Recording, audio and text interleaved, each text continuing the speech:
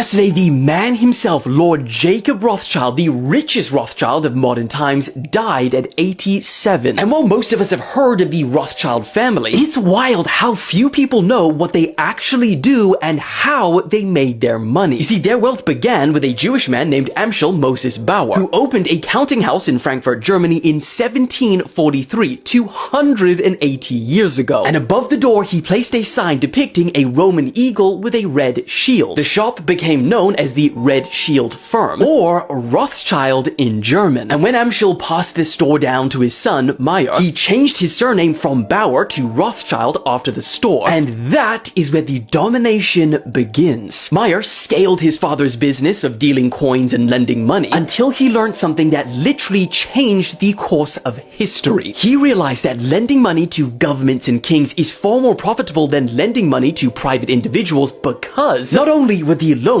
much bigger, but they were secured by us, the nation's taxpayers. So when you hear about governments in debt trillions of dollars, well, they are in debt to private central banks that are set up by the likes of the Rothschilds. So after learning this information, Meyer, who had 5 sons, trained them in the art of money creation and sent them on a mission to set up banks in Frankfurt, Germany, London, England, Paris, France, Vienna, Austria, and Naples, Italy, and in effect becoming the first bank to transcend borders. Using these skills and the initial sum of money that their father gave them, they grew the Rothschild empire to a scale so enormous, the son in France, for example, became 150 million francs richer than every other banker in the country combined. And because they had banks all over Europe, they went on to finance both sides of the Napoleonic Wars. They once saved the Bank of England from collapse with their own money, for a fee, of course. They essentially provided the money for the industrialization of America and Europe, financing everything from construction of railroads, factories, mining, and printing companies. They financed the British purchase of the Suez Canal, raised the money that Brazil needed to pay for its liberation from Portugal, and when the British government issued the Balfour Declaration letter supporting an establishment of a national home for Jewish people, the Israel we know today, it was addressed to Lionel Walter Rothschild. And remember Meyer, the father of those 5 sons? Well, before he died, he said that he wanted to keep the enormous fortune within the family. So in his will, he outlined a rigid system of succession whereby the title and property could only pass through the male line and female descendants were excluded from any direct inheritance. But the problem is that this had the effect of encouraging marriages among family members. Between these dates, there were 36 marriages. Of these, 30 were within the family, most of them marrying first or second cousins. Talk about keeping it within the family.